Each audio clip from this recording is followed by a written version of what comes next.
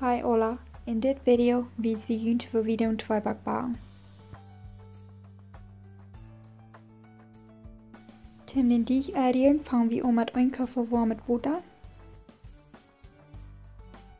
1 teelepel salz en 1 teelepel heef en dan nog een eetlepel suiker, een viertelkaffe vaat,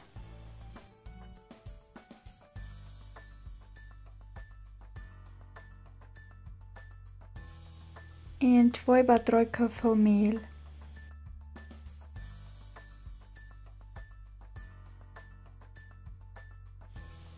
En aan den die kneden, wat die eerst ganz gekneed is.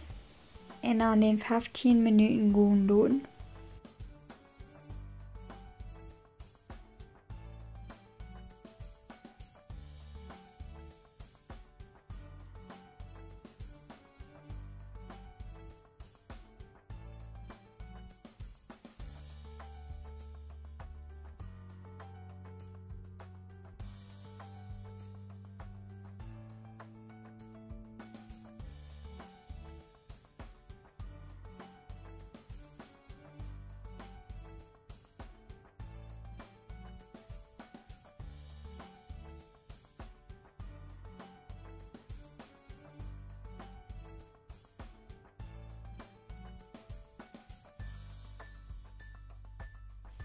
Wanneer die is 15 minuten gegaan heeft, dan is de ruit niet voor wat meer.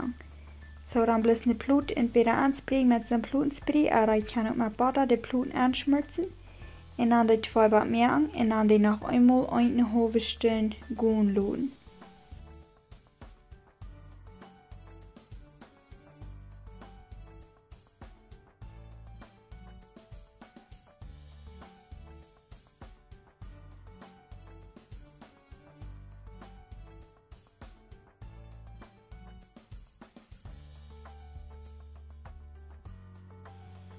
Wanneer die 2 bakjes 1,5 stunde gegaan hebben, dan zijn die fijn opgegaan en ruiten bakken, dan op 350 voor 1 stunde bakken, aber die is fijn bruin zijn.